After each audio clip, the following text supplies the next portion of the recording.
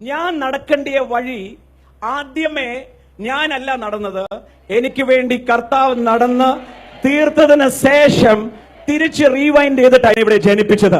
ഞാൻ നാളെ, എന്റെ നാളെ ദൈവത്തിന്റെ ഇന്നലെയാ. അതായത് ദൈവത്തിന്റെ ഇന്നലെ എന്ന് പറഞ്ഞാൽ ഇവന്റെ നാളെ അല്ലേ? അപ്പൊ ഇവന്റെ ഇന്നെന്ന് പറഞ്ഞാൽ ദൈവത്തിന്റെ മിനിഞ്ഞാന്ന്. അപ്പൊ ദൈവത്തിന്റെ നാളെ എന്ന് പറയുമ്പോൾ ഇവന് പിന്നെ ഒരു ദിവസം ഗ്യാപ്പിട്ട് പിന്നെ ഒരു അങ്ങനെയല്ലേ പറഞ്ഞു. വല്ലാത്തൊരു ചെയ്ത്തായി പോയി കേട്ടോ. കാരണം എന്താണെന്ന് വെച്ചാൽ ഇവൻ ചാകുമ്പോൾ അവൻ ഉദ്ദേശിക്കുന്നത് എന്താണെന്നറിയോ? ഇവൻ ചാകുന്നതിന് 2 ദിവസം മുമ്പ് ദൈവം ചാകും. അത് കഴിഞ്ഞിട്ട് ഒരു ദിവസം ഗ്യാപ്പുണ്ട്, അതും കഴിഞ്ഞിട്ട് ഇവൻ ചാകത്തുള്ളൂ. വീണ്ടും ആവർത്തിച്ചു പറയാം, എന്റെ നാളെ ദൈവത്തിന്റെ ഇന്നലെയാ. ശരിക്കുള്ള ഞാൻ എവിടെയോ ആ കോടീശ്വരന്റെ വീട്ടിൽ നല്ല തുടുത്തല്ല സുന്ദരക്കുട്ടപ്പനായിട്ട് കഴിയാണ്. എന്റെ ഭാവി ദൈവത്തിന്റെ ഭൂതകാലമാ. എനിക്കൊന്നും മനസ്സിലാവുന്നില്ല. അപ്പൊ ഈ ഇരിക്കുന്ന നീ? ഈ ഇരിക്കണം ഞാനില്ലേ, അത് ഞാനല്ല.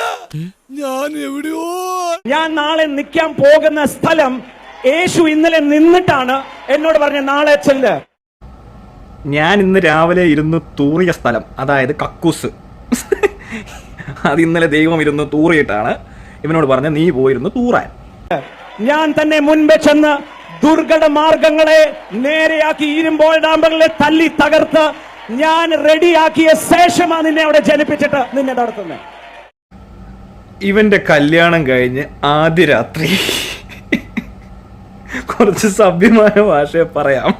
എനിക്ക് വേണ്ടി കർത്താവ് നടന്ന് തീർത്തതിന് ശേഷം തിരിച്ച് റീവൈൻഡ് ചെയ്ത്, അതായത് ദൈവം വന്ന് ആദ്യന്റെ ഭാര്യയുടെ അന്ന് കർത്താവ് പ്ലാനൂടെ പറഞ്ഞതാ. പ്ലാൻ ഞാൻ പറയത്തില്ല. ഓ, കർത്താവ് അപ്പോഴേക്കും പിണങ്ങിയോ? പ്ലാൻ പറഞ്ഞാൽ നീ നടക്കത്തില്ല. പക്ഷെ നിനക്കൊരു ഗ്യാരണ്ടി തരാം. നമ്മളിപ്പം ഓണം കഴിഞ്ഞാണല്ലോ ഇരിക്കുന്നത്. അപ്പം നമ്മുടെ വീട്ടിലൊക്കെ പണ്ട് കാലത്ത്, ഇപ്പോഴില്ലായിരിക്കും, പണ്ട് കാലത്ത് ഓണത്തിന് ഊഞ്ഞാല് കെട്ടും. ഊഞ്ഞാല് കെട്ടിയിട്ട് നേരെ എന്ത് ചെയ്യും? കുഞ്ഞുങ്ങളെ അതിനകത്തോട്ട് ഇരുത്തും. അങ്ങനെയാണോ? അല്ല, ഊഞ്ഞാല് കെട്ടിയിട്ട് അപ്പൻ ആദ്യമേ കേറി ഇരുന്നിട്ട് ഒന്ന് ആടും. ആടി കഴിഞ്ഞ് അത് പൊട്ടിയില്ലെങ്കിൽ അപ്പനറിയാം ഇനി മക്കളെ ഇരുത്തിയാൽ ഒരു കുഴപ്പവും വരാൻ പോകുന്നില്ല. നിന്റെ എന്റെ വഴിയിലൂടെ എന്റെ കർത്താവ് നടന്നിട്ട് അതിലൊരു കുഴപ്പമില്ലെന്ന് കണ്ടിട്ടാ നിന്നെ ജനിപ്പിച്ചത്. ഗോവിന്ദസ്വാമിയെ സൃഷ്ടിച്ചത് ഈ കർത്താവല്ലായിരിക്കും അല്ലേ? അതോ ഇനി വേറെ കർത്താവിലും ഉണ്ടോ? കർത്താവ് ഒരു ഭീകരജീവിയാണ്. ലോകസ്ഥാപനത്തിന് മുൻപേ നിന്നെ ക്രിസ്തുവിൽ അനുഗ്രഹിച്ച് നടക്കാൻ പോകുന്ന മുഴുവൻ കാര്യങ്ങൾ രുചിച്ചറിഞ്ഞിട്ടാ പറഞ്ഞത്. ഞാൻ നിന്നെ തെരഞ്ഞെടുത്തിരിക്കുന്നു. ചേർന്ന് കർത്താവിനെ സ്വന്തം ചെയ്താട്ടെ. ജനിച്ച സമയത്ത് കുഞ്ഞു മാറിപ്പോയതിന്റെ വേദന അതൊന്നും വേറെയാ. ഒന്ന് വേറെ ആയോണ്ടല്ലേ മാറിപ്പോയെന്ന് പറയുന്നത്. അതെ, നിനക്കറിയോ, ഞാൻ പ്രസവിക്കുമ്പോ നീ പ്രസവിച്ച ഞാനല്ല, ഞാനെന്ന് പറയുന്ന എന്റെ അമ്മ